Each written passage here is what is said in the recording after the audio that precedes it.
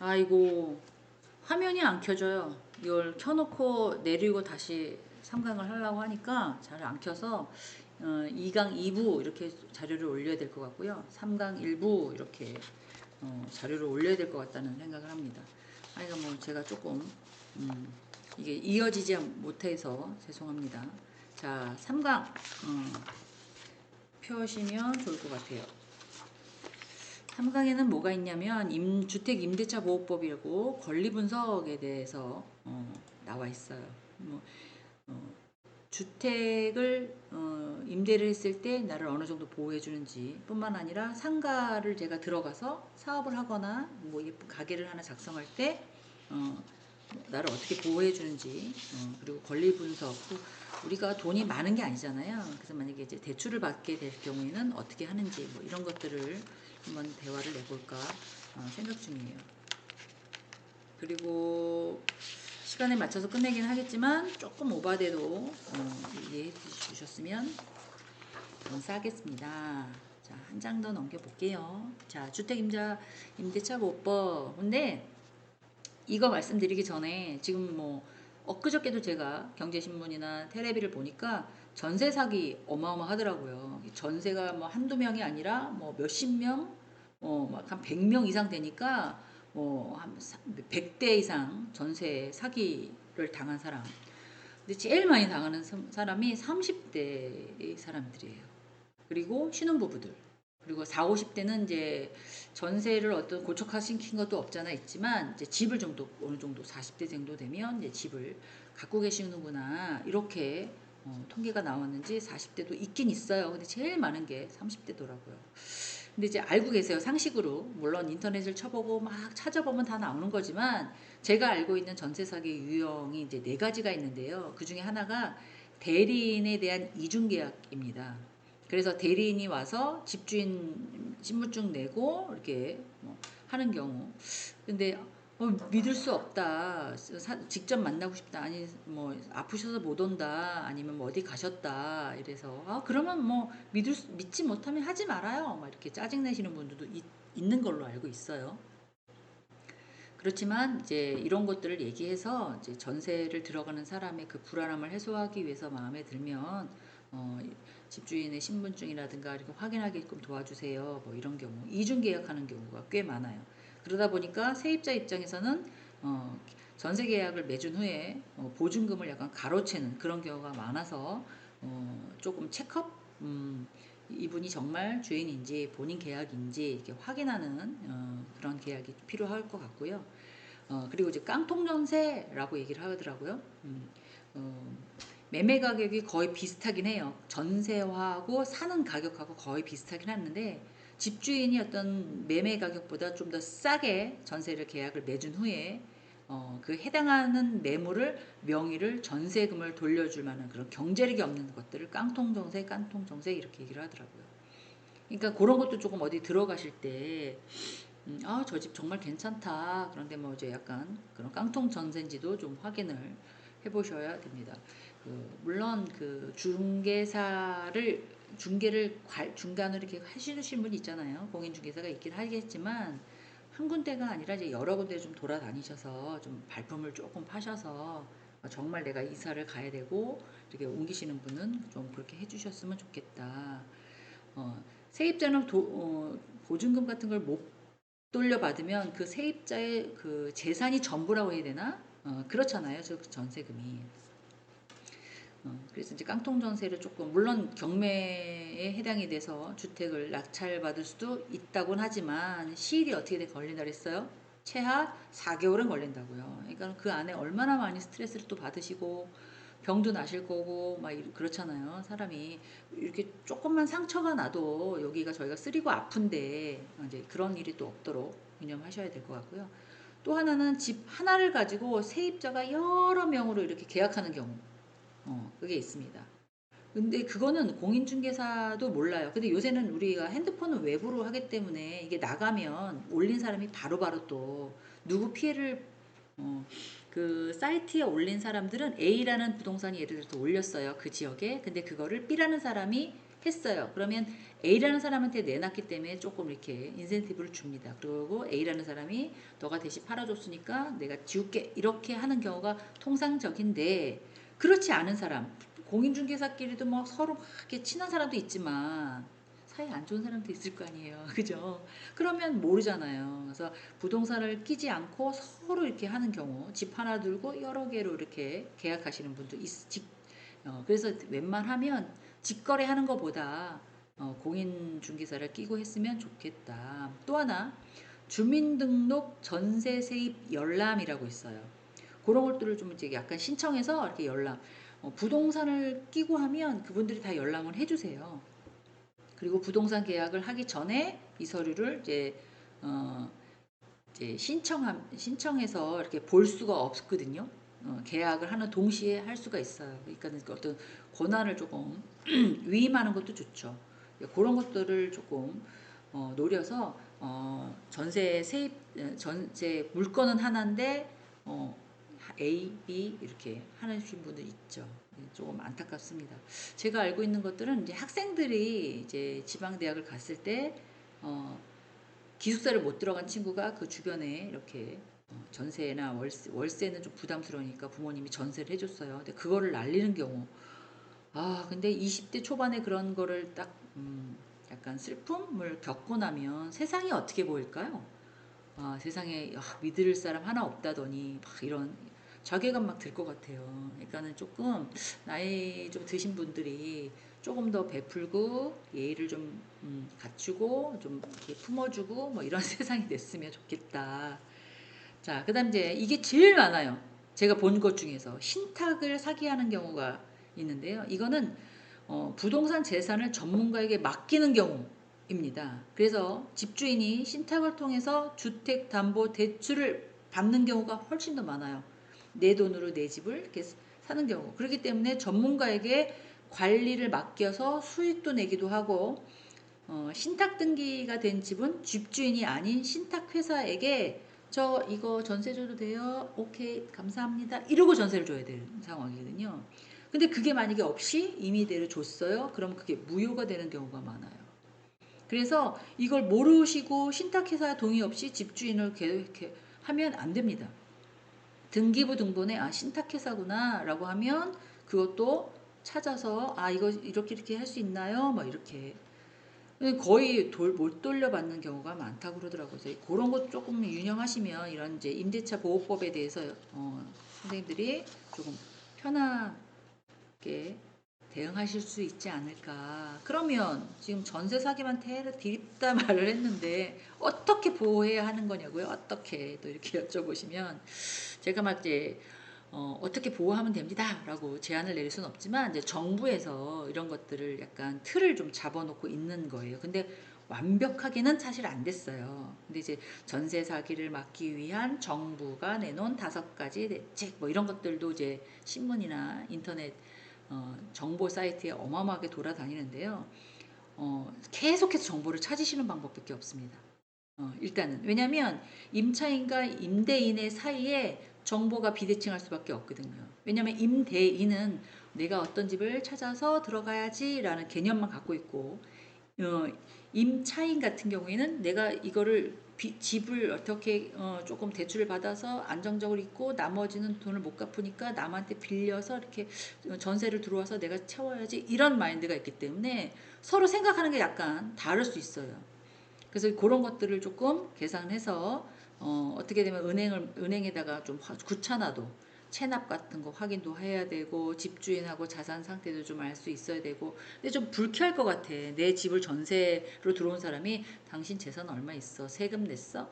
빌린 거는 없어? 이렇게 물어보면 또 속상할 것 같기는 해요. 그래서 이제 어쩔 수 없지만 이제 그런 것들을 직접적이지 않고 간접적으로 이렇게 알아봐서 하는 방법이 제일 우선이다라는 거. 그게 예방인가 그런 거. 그리고 또 하나는 요거는 이제 텔레비에서 엄청나게 많이 내가 보험이란다. 전세를 당할지 안 당할지 모르잖아요. 임대 보증금 보험을 가입하는 경우 있어요. 근데 사실 만약에 그냥 돈을 돌려받을 거라면 해가 없고 이런 경우가 없고 사기를 안 당하고 받을 거라면 보험료만 그냥 비용으로 나가는 경우란 말이에요. 근데 만약에 그런 일을 내가 당했어요. 그러면 보험사에서 돈을 또 주니까 나한테 플러스가 되고 그렇죠. 근데 이런 보험 같은 걸 좀 얘기를 하더라고요. 그래서 이제 좋은 사람 만나면 이런 비용까지 안 들고 좋긴 한데 또 세상이 흉흉하니까 너무 많은 사람들이 그렇게 하니까 보험도 조금 권면을 하고 있고요. 그리고 만약에 사기를 당하였을 경우에 계약을 무효로 만드는 특약을 전세 그 계약서에 특약 사항을 추가로 이렇게 쓰시는 분도 계시다고 그러더라고요. 언제부터 어떻게 하고 뭐 세입자가 집에 대한 권리를 주장할 경우가 있으며 대항력이 효력이 되고 특약을 꼭 넣어서 뭐 이렇게 첫 번째로 근저당 설정이 될 수 있고 지금 현재 이 시각에 내가 순위가 아까 차순위가 두 번째임을 뭐 했다 뭐 이렇게 이런 식으로 이렇게 하시는 분도 없잖아 있다고 하더라고요. 근데 집을 꼭 전세로 주어서 그 전세금을 가지고 어떤 자금을 융통하거나 빚을 상환해야 수밖에 없는 사람 입장이라면 그런 것들을 해주지 않을까? 왜? 이런 게 너무 많으니까 그 사람 입장에서 불안해하니까 해줘야 되지 않겠는가? 이렇게 특약을 좀 접는 경우도 없잖아 있습니다. 그리고 금융권의 대출을 이제 신청을 왔을 때 확정일자 현황에 대해서 또 전세 보증금에 대해서 감안하도록 은행하고 잘 협의하는 그런 방법도 있으니까 참고 한번 해보세요라고도 되어 있더라고요. 하여간 이유가 어떻게 됐든 간에 이제 법적 효력에 보장이 되는 것은 아닙니다. 사실 그렇게 했다 확정일자를 받더라도 뭐 특약을 넣더라도 이렇게 보호를 받는 것은 절대적으로 아니고요. 건별로 좀 시간이 걸리긴 하더라도 이제 이렇게 이제 세입자를 위해서 어, 임대인이 조금 뭐랄까 그래도 돈을 빌려 건물이나 집 같은 걸 빌려주는 사람보다도 돈이 적다고 생각하는 그런 사람들을 좀 보호해주기 위해서 이렇게 시간이 걸려도 우리가 노력하고 있으니까 조금 기다려주세요. 뭐 이런 내용들이 좀 돌아다니고 있는 걸로 제가 봤습니다.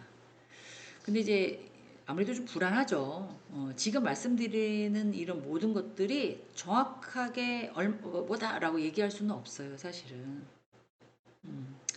그래서 지금 만약에 사기를 당했더라면 어떻게 지원을 해야 되나요? 주택 도시 기금에서 1억 6천 뭐 1%의 대출을 이렇게 해주겠다 뭐 이런 것도 있긴 한데 일단 어떻게 됐든 간에 제 돈 날리고 제가 이제 세입자라면 제 돈 날리고 이런 회사 이런 데 주택 도시 기금에서 돈을 이자 주고 빌리고 이런 꼴이 돼버리니까 좀 힘든 것도 없잖아 있죠.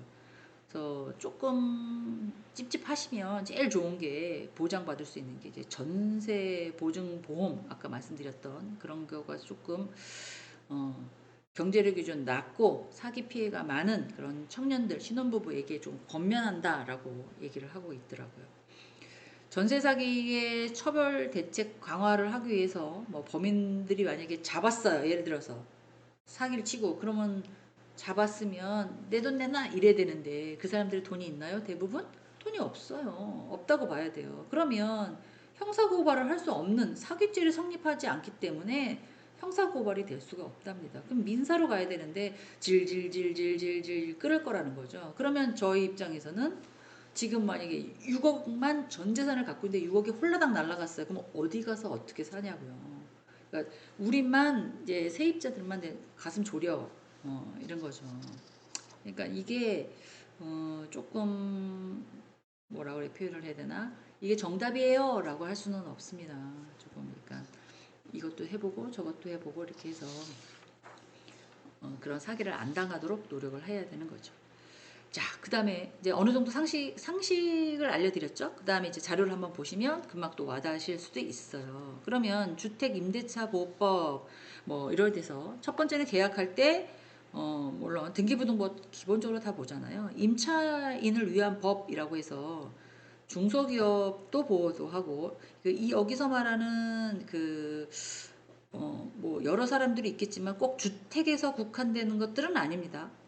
그렇기 때문에 모든 건물에 대해서 보호를 해주는 그런 경우가 임차인을 위한 법이다. 물론 미등기된 건물이나 그다음에 옥탑방, 같은 거 있죠? 이런 것도 다 가능하다. 자, 그다음에 이렇게 볼 겁니다. 우선 변제권이라고 해서 임차인이 후순위 채권자보다 우선 배당을 받을 수 있는 어떤 그런 권리, 물론 확정일자라고 얘기를 하는데, 이 확정일자를 받았다 하더라도 아까 말씀드린 것처럼 모든 법이 다 저기 구제받는 것은 아니에요. 하지만 등기부등본을 연락할 수도 있고요. 계약할 때 등기부등본을 연락하고요. 제 생각에는 중도금 줄 때 또 한번 열람해보고요. 잔금 줄 때 열람해보고 이런 것들 내가 옛날에 봤는데 괜찮았어. 그리고 잔금 받고 또 이렇게 근저당 설정할 수도 있거든요. 그래서 그런 것들을 좀 체크업 해주셨으면 좋겠다라는 게 제 생각이고요. 확정일자는 반드시 보호를 받던 보호를 받지 않았던 일단 받아놓는 게 좋으니까 받으시는 게 좋아요. 그러면 여기 적혀 있는 것처럼 주민센터나 동사무소, 공증사무실, 그리고 대법원, 인터넷 등기소에서 받을 수가 있습니다.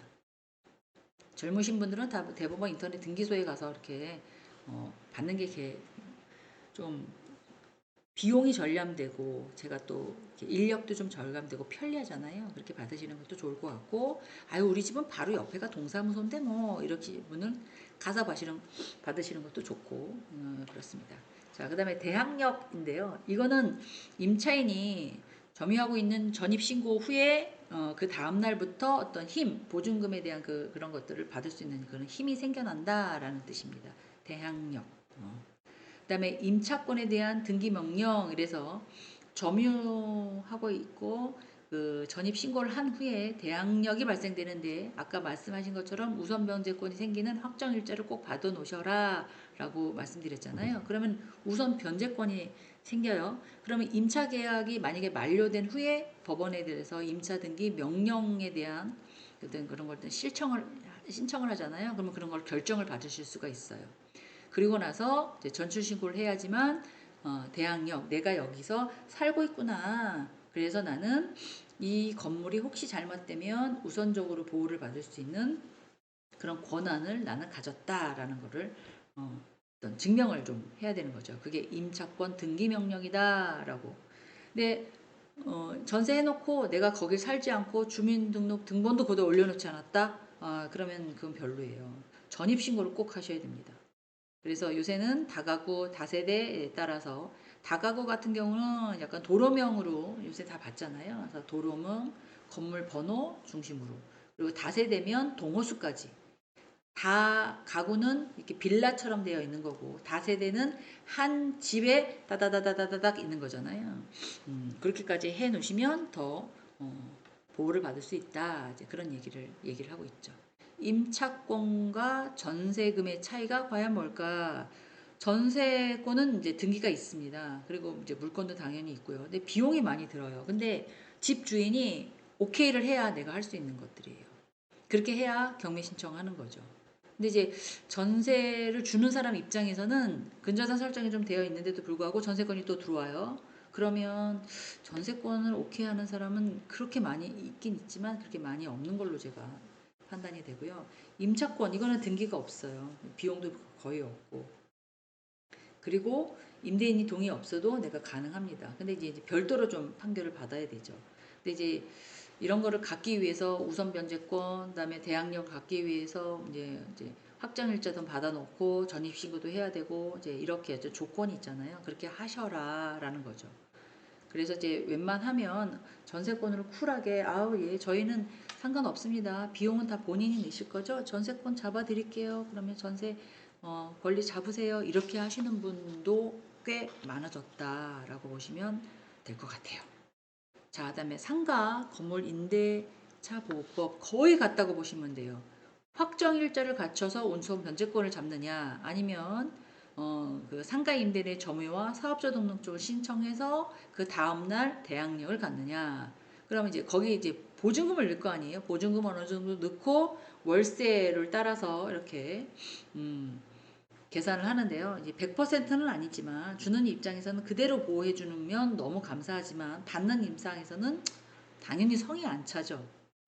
당연 그 금액. 아니 내가 1억 원인데 이게 뭐 월세가 100만 원이고 그러면 얼마를 받을 수 있어? 이렇게 계산하는 방법을 옆에다가 하나 좀 적어 놨으니까 참고로 봐주시면 좋을 것 같아요. 자, 그 다음에 상가 건물 임대차 보호법이라고 해서 아까 나와 있는 걸 조금 이렇게 늘렸다고 해야 되나요? 이제 대항력이란 과연 뭐냐 하나씩 읽어볼게. 눈으로 따라오세요. 임차인 건물에 대해서 소유권이 혹시 바뀌더라 하더라도 그럴 수 있죠. 어, A라는 사람으로 시작해서 그 집에 그 상가에 들어갔는데 그 건물이 B라는 사람으로 바뀔 수 있어요. 뭐 상속이 될 수도 있고 아니면 이제 매매가 될 수도 있고 이런 부분이니까 새로운 소유자가 된다고 하면 그 기존의 임대인과 맺었던 계약을 그대로 승계해달라는 그런 주장을 갖고 있는 게 대항력이에요. 거의 다 대부분 실물을 보니까 그렇게 해줍니다. 그 계약 기간까지는 거의 1년 계약하는 경우가 꽤 많으니까 그러다가 요새 코로나로 인해서 조금 낮게 많이 100만 원 월세를 받았던 걸 70만 원, 60만 원을 훅 떨어뜨려서 맨 처음에는 1년 계약을 딱 하더라고요. 그리고 1년이 지나니까 100만 원짜리인데 100만 원 이렇게 올릴 수는 없으니까 60만 원에서 한 80만 원 정도 이렇게 1년 또 올리시더라고요. 그 다음에 2년에 또 사업이 잘 되시나요? 나가실 건가요? 막 이러면 그러면 저는요 그 전에로 다시 돌려서 받겠습니다. 그러면 100만 원 주세요. 이런 격에 하는 경우 그리고 또 이자가 많이 올랐잖아요. 금융 이자가 오르다 보니까 대출을 받아서 전세금을 이렇게 납부하시는 분은 만약에 3억 정도 빌렸다. 그래서 뭐 예를 들어서 100만 원 정도 이자를 내고 있었어요. 그런데 금리가 올리다 보니까 그게 100만 원이 150만 원이 되는 경우도 있고 180만 원이 되는 경우도 있어요. 너무 이제 그거가 이제 힘드니까 전세금을 임대인 하시는 분한테 월세를 조금 깎아주시면 안 될까요? 라고 얘기를 하는 경우가 있더라고요. 근데 대부분 제 주변에 계시는 분들은 아 그래요. 이해합니다. 그럼 많이는 어렵고 만약에 80만 원 내셨다면 70만 원 정도로 빼드릴게요. 조금 이해 부탁드릴게요. 60만 원씩 해드리고 싶은데 상황이 그러네요. 뭐 이렇게 해서 조율하시는 분들도 없지 않아 있더라고요.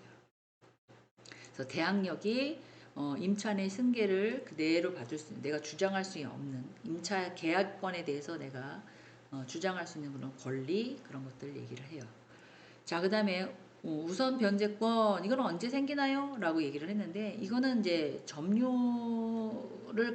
그 점유지에서 내가 물건을 이렇게 사용하고 있는 분이 등록증을 내야겠죠. 난 여기서 사업을 한다. 그리고 나서 확정일자를 받았어요. 아까 제가 이렇게 환산보증금에 대해서 지역별로 좀 다르고 있기는 하겠지만 범위에 따라서 다르다라고 하잖아요. 물론 이런 일이 없고 그대로 이렇게 받은 것만큼 돌려주면 너무 감사하지만 그 지역별로 좀 다르기 때문에 다는 못 주지만 이렇게 주겠습니다. 이런 거예요. 그래서 제가 아까 뭐라 그랬습니까? 받는 사람 입장에서는 만족스럽지는 않다. 야, 1억을 내가 넣었는데 어떻게 5천만 원만 돌려준다는 거야?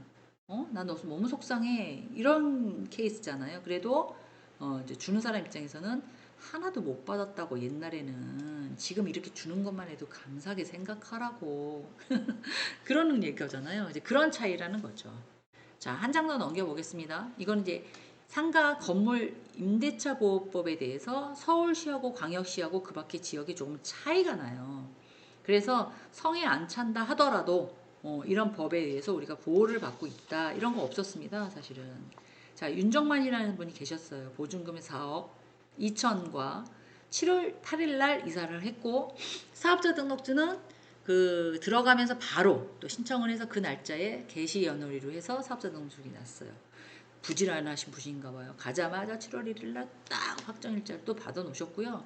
그리고 우선 변제권 발생일은 7월 9일 날 그 다음에 0시부터니까 우선 변제권 발생일이 7월 9일 날 0시에 딱 생겨나면서 동시에 대항력이 발생시키는 걸로 다다다다닥 이 윤정만 씨는 그래도 상가건물 임대차 보호법에 대해서 좀 알고 계시고 어느 정도 내가 어떻게 처신을 해야 되겠다라는 걸 알고 계시는 분이에요. 그렇게 계산을 하신다고 합니다. 그래서 이제 여기 보면 과밀 억제권역 약간 몰려 있는 구간이잖아요. 그러면 환산보증금을 9억 원 이하 뭐 이렇게. 그다음에 광역시 같은 경우는 5억 4천 이하. 그 밖의 지역은 3억 7천. 보증금도 아마 제가 계산을 보증금도 그 정도 될 거라는 거죠. 그렇게 좀 보호를 하는데 9억 정도 되면 실제로 들어간 돈은 한 1억 5천이나 뭐 아니 1억 아니 10억이나 20억 가까이 될 것 같아요. 그 대신 뭐 그걸 다 받을 수 없다 이런 얘기를 하고 있는 거죠.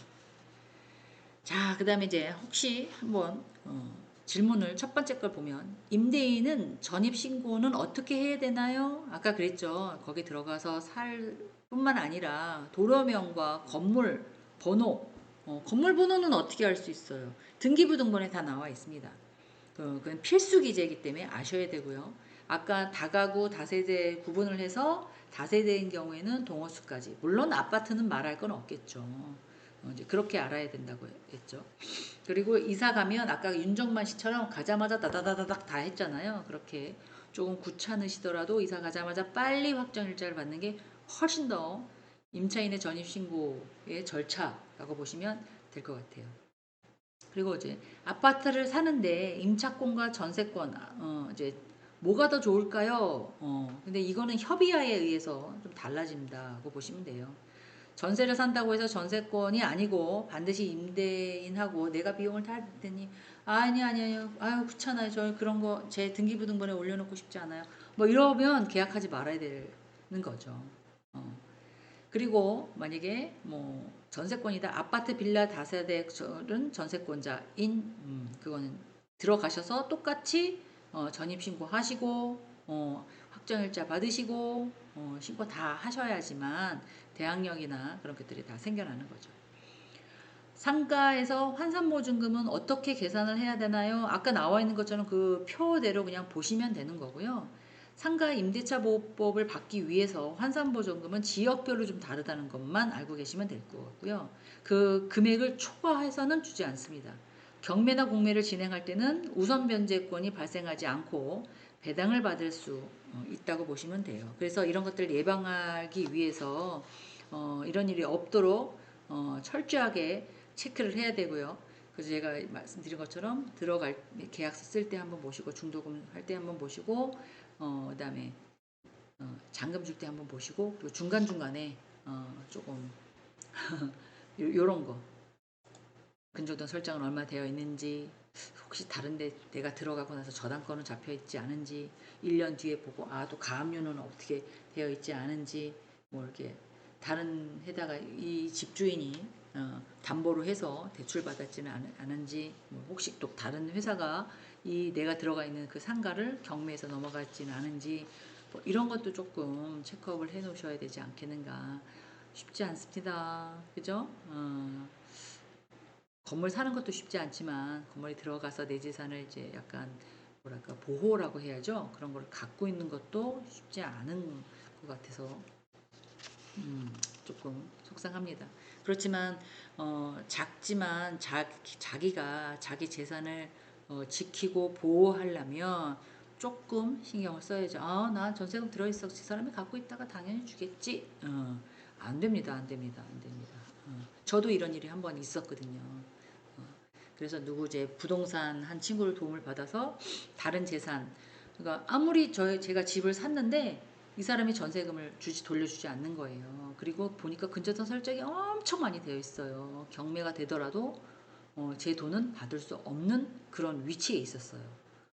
그래서 너무 좀 억울하고 저도 이제 결혼 생활 막 시작해서 이제 전세를 했기 때문에 좀 속상하더라고요. 그래가지고 막 그런 얘기를 친구한테 했더니 이제 부동산 하는 친구가 어떻게 알아봐가지고 그 사람이 다른 땅에 있다는 거를 알아서 제가 거기다가 이제 설정을 해버렸는데 그런 기간까지는 한 4개월이 걸렸거든요. 근데 법원에 가봤는데 그 법원에서도 어차피 좀 기다리세요 세입자 이제 판사가 그렇게 얘기를 하더라고요. 이분이 못 주려고 하는 게 아니라 돈이 없으니까 못 주는 거잖아요. 기다려요 기다려 언제 주실 겁니까? 오케이 한 번 더 언제 또 좀 기다리세요. 뭐 이렇게 두 번에 걸쳐서 그냥 뭐 집을 경매해도 저는 저 사람을 돈을 정말 줄 수가 없어요. 막 이렇게 불쌍하게 얘기하니까 그냥 확정해 버리더라고요. 경매대도 돈을 못 받아요. 세입자 알아요? 막 이러면서 마치 법원에 가면 돈이 없는 사람을 약간 보호해 줄 알았는데 그런 게 아니더라고요. 그래서 제가 조금 물론 몇백 명, 몇천 명을 보시니까 스트레스도 좀 받는 것도 없잖아 있겠지만 이게 좀 법이라는 게 공평하지 않구나. 근데 제가 그거를 알고 이제 확정을 딱 받았어요. 돈을 받을 수 없게 됐다라는 거. 근데 100% 날리는 돈이에요. 제가 볼 때는. 근데 이제 어떻게 해서 그 집 주인이 다른데 땅이 있는 걸 알고 있었어요. 그래서 그 집의 근저자 설정이 얼마가 되어 있든 안 되어 있든 이거 말고도 제가 거기다가 설정을 딱 해버렸어요. 근데 그게 아까 말씀드린 것처럼 처음 시간에 얘기한 것처럼 A와 B가 이렇게 같이 땅이 있는데 요건 A, 요건 B 이렇게 갖고 있는 공동 지분을 갖고 있는 그런 땅이었어요. 그래서 B였기 때문에 B 부분만 근저당 설정을 덜커덕 하니까 통보가 벌써 가는 거예요. 경매가 들어왔다. 네가 먼저 살 수 있는 권한이 있어. 어떻게 여기 할래? 라고 통보를 딱 받으니까 이 A씨가 B한테 바로 연락이 된 거죠. 그러다 보니까 이 B씨가 이제 자금을 갖고 와서 저희한테 돌려준 케이스예요. 근데 그 기간이 일단은 받았어요. 이자로. 그래서 천만다행이지 않느냐라고 해서 얘기를 하겠지만 그거를 진행하는 경매를 당하시는 입장이나 경매를 도중에 그 돈을 못 받는 입장에 둘 다 어마어마하게 스트레스를 받는다는 거죠. 한 4개월에서 6개월 정도 걸렸던 걸로 기억을 합니다. 그러니까 혹시 전세 이렇게 불편하시더라도 내가 다 이렇게 체크업을 조금 구차를 해도 체크를 다 하셔야지만 보호를 받을 수 있다라는 걸 꼭 기억해 두셨으면 좋겠어요. 사람이 살도 빠지고 스트레스도 좀 있고 제가 갖고 있는 보증금이 다 날아간다고 하니까 뭐 하늘이 무너지는 것 같고 약간 그렇더라고요. 자, 그 다음에 이제 권리 분석에 대한 질문. 어떤 식으로 권리 분석을 할 거냐. 권리 분석의 중요성. 이건 경배를 하는 입장에 있어서 내가 뭘 살 거냐. 내가 사면 어떤 식으로 책임 부담을 할 거냐. 뭐 이런 거잖아요. 약간 그 낙찰자의 책임 부담을 줄이기 위해서 권리 분석이 상당히 중요하다고 보시면 돼요. 그리고 이제 권리 분석의 쉬운 방법은 아까 말한 것처럼 매각 물건에 대한 명세서를 참고하는 게 제일 바람직하다고 봅니다. 이거는 누가 만드냐면 법원에서 만들어요. 그래서 그거를 볼 수 있도록 약간 신청하는 것이 가장 왜냐하면 전문가가 가서 감정 평가를 한 거고요. 그 다음에 이제 그렇게 경매만 전문으로 하시는 분이 이렇게 현장에 가서 현장 조사를 한 다음에 이제 매각 물건 명세서를 작성하는 거기 때문에 시간이도 좀 걸릴 뿐만 아니라 그거를 제가 받아보면 어떻다 이런 경매에 대한 지식이 없다 하더라도 지식이 있는 사람이 작성해 놓은 거기 때문에 훨씬 더 신뢰성이 있는 그런 자료다라고 말씀드릴 수가 있어요. 그래서 이 권리 분석의 또 문제점에 보면 100건에 한 건 있을까 말까 하다라고 적혀 있잖아요. 그렇기 때문에 왜 사람이 하는 일이에요. 실수라는 게 있을 수 있잖아요. 근데 실수를 발견 못할 수도 있잖아요. 그래서 100건에 하나면 비율로 따지면 물론 거의 없다고 보시면 되지만 그래도 거의 없지만 그래도 있을까 말까 하니까 뭐래요? 결론적으로는 매각 물건 명세서는 믿어도 됩니다. 그러니까 웬만하면 그걸 보시고 결정을 하세요. 뭐 이렇게 인지하셔도 될 것 같다라는 말씀을 드리고 싶어요. 대출을 하던 집을 사던 제가 돈이 이렇게 있어서 제 통장에서 빵 이렇게 돈을 주고 사는 경우 연예인들은 그렇게 많이 하더라고요. 현찰로 막 이제 들어와서 왜 한때니까. 근데 이제 이렇게 직장인이나 사업을 하시는 분들은 그렇게 할 수가 없어요. 돈을 계속 축적해서 모아서 이렇게 만들어서 이렇게 뭔가를 사는 그런 형태잖아요. 그래서 제일 만만한 게 은행을 끼지 않고 전세라든가 집이라든가 상가라든가 이거를 구매할 수 없는 거죠.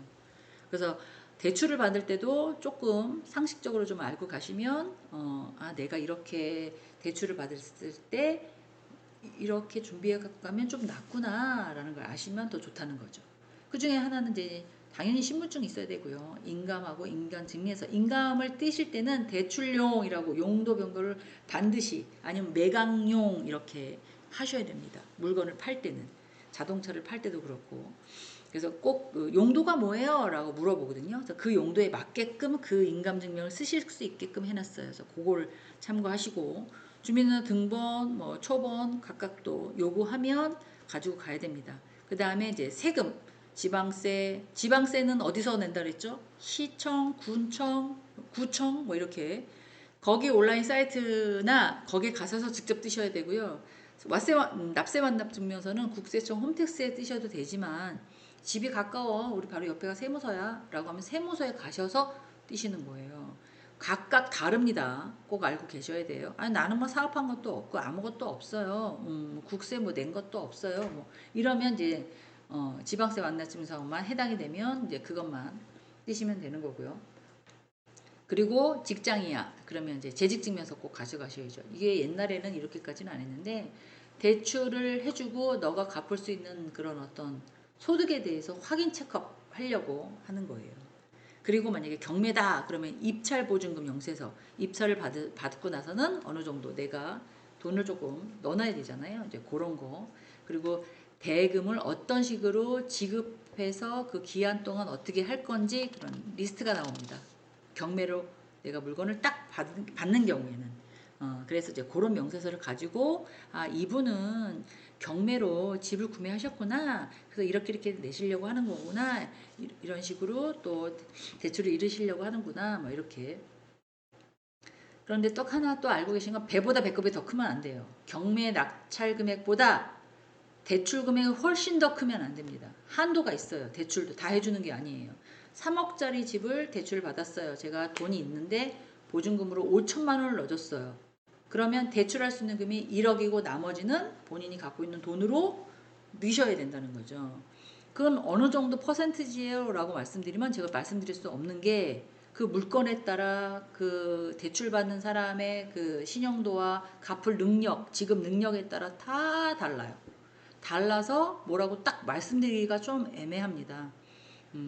이 집은 3억까지 대출이 가능한데요. 이 집은 5천까지만 가능한데요. 그리고 본인 다 계산해봐서 저희가 신용평가를 최대한 올려서 해봤는데 뭐 8천까지만 대출이 가능하신데요. 이렇게 금액이 개별적으로 다 달라요. 그래서 뭐라고 말씀드릴 수는 없어요. 그래서 이런 대출 서류를 가져가서 일단 아니면 대출을 받고자 하는 은행에 가서 약간 상담을 1차적으로 하시고 이렇게 하려고 하는데 제가 어느 정도 나올 수 있을까요? 이렇게 하시고 여기 은행에서 해볼까? 여기 은행에서 해볼까? 뭐가 더 좋을까? 그렇게 차이는 많이 안 날 겁니다. 뭐 국민은행에서 뭐 8천 해준다 그랬는데 신한은행에서 뭐 한 뭐 1억 2천 해준다 이렇게는 차이는 안 날 거예요.